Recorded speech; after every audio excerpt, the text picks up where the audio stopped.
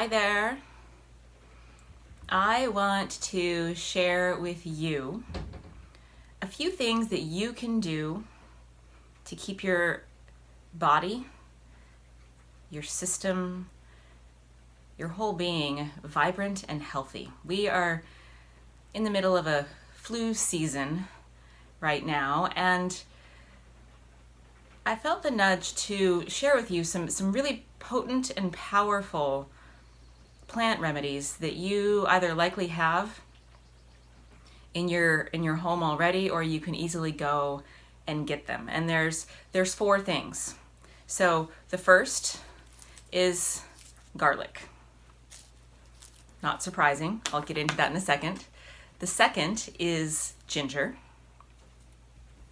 Third, a lemon. And fourth, Himalayan crystal salt. So let's start with garlic. One of the interesting things, I'm starting to teach a class on herbalism, and one of the things I've come to know is a common misconception among Westerners is dosage of herbal remedies. We're used to taking a pill and having it have this amazing, tremendous effect, often a masking effect. But in terms of dosage of something like garlic, it's probably going to be higher than you think. And also, you'll notice that I held up an actual live clove of garlic. This is the most energetically vibrant stuff you can get. You can also buy minced garlic off the shelf in a grocery store, but the reason why I encourage you to actually get a whole clove of garlic is because this is still a living thing. Garlic cloves are the seeds of the garlic. So there's whole cloves, and what happens when you cut or you make an indentation in a garlic clove, that's when the most powerful medicine is released. So I'm going to encourage you to actively peel, and it'll be a wonderful meditative practice to peel all these cloves of garlic throughout your day and to chop them fresh and eat them raw. It's helpful if you include it in something like a salsa. You can blend it.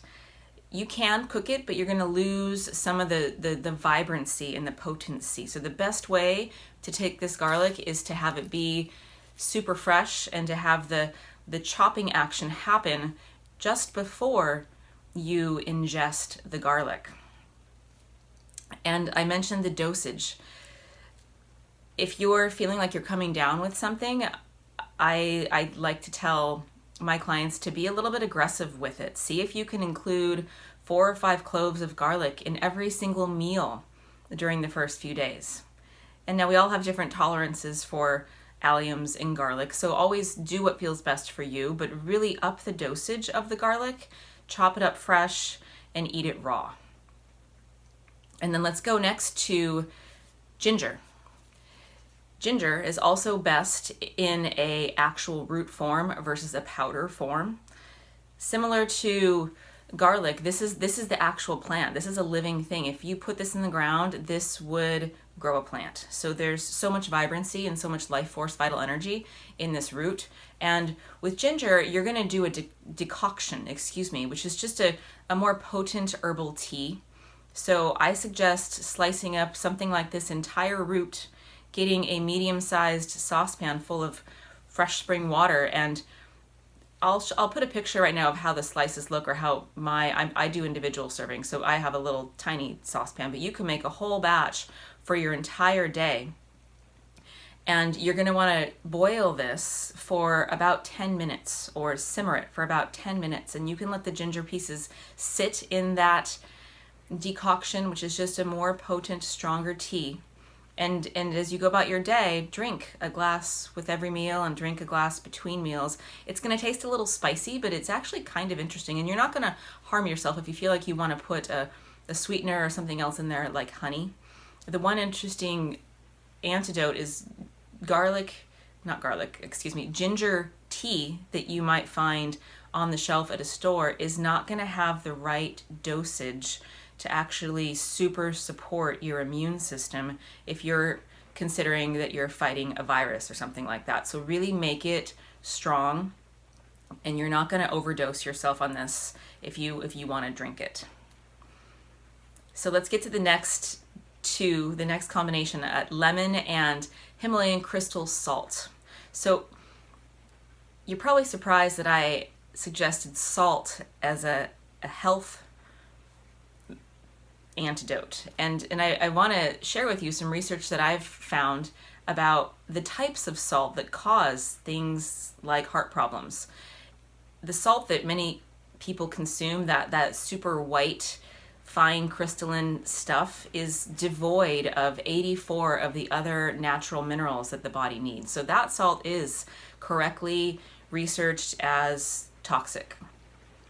What's missing, and the reason why we do crave salt, is those other 84 elements that are found in Himalayan crystal salt. Himalayan crystal salt, sea salt, all contain these natural elements. I'm going to suggest staying away from regular sea salt because we've polluted our oceans a fair amount right now. So you might try Dead Sea salt, but what I've come to know is that the purest form of salt is this crystalline salt that's in the mountains in Tibet and in the regions around there, and it's super old stuff. It's got that pink quality. It's the same stuff of the salt lamps, and you might come to understand that there's so much more than just that white stuff that we know as salt, and actually it's one of the things that we're lacking. So there's a recipe.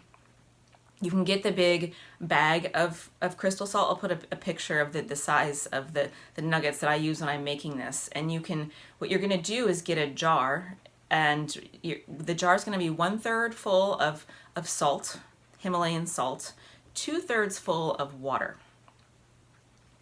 And you're going to let that sit overnight. And what's going to happen is the salt will saturate itself. You're going to want to do this till some of it will evaporate overnight, but you're going to want to keep filling this up so that ultimately you have this 1/3 salt, 2/3 water jar full of liquid.